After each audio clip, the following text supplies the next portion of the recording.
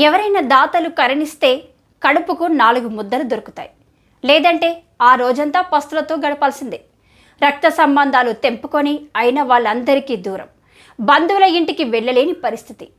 బంధువులు, స్నేహితుల ఇంటిలో జరిగే ఎలాంటి కార్యక్రమానికి కూడా నోచుకోరు. సమాజంలో ఒక విధమైన చిన్న చూపు. కుటుంబ పరిస్థితి కావచ్చు, ఆర్థిక ఇబ్బందులు కావచ్చు, లేదంటే శరీరంలో వచ్చే మార్పులు అంతకు కావచ్చు. వీటిలో ఏదో ఒక కారణంతో కొందరు ట్రాన్స్జెండర్గా మారుతున్నారు. ఇప్పటి వరకు ట్రాన్స్జెండర్ల గురించి చెప్పింది వాళ్ళ కన్నీటి గాథ మాత్రమే. కానీ ఆ ట్రాన్స్జెండర్ల బాధల వెనుక వేదం కూడా దాగి ఉంది. దాగి ఉన్న వేదం గురించి చాలామందికి తెలియదు. సమాజం ఒక రకమైన చిన్న చూపు చూసినప్పటికీ కొందరు మాత్రం వాళ్ళను అభిమానిస్తారు, ఆదరిస్తారు, వేడుకుంటారు, పూజలు కూడా చేస్తారు. కొత్త పని ప్రారంభించడానికి ముందు వాళ్ళతోనే కొబ్బరికాయ కొట్టిస్తారు.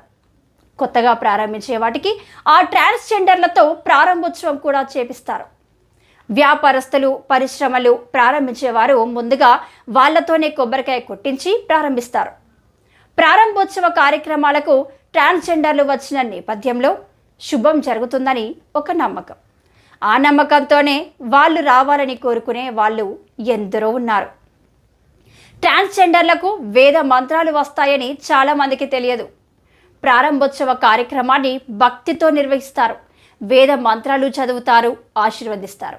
ఇప్పుడు మనం ఆ ట్రాన్స్జెండర్లు ఒక కార్యక్రమంలో పాల్గొని ఎలా ఆశీర్వచనం చేస్తున్నారో ఇప్పుడు చూద్దాం.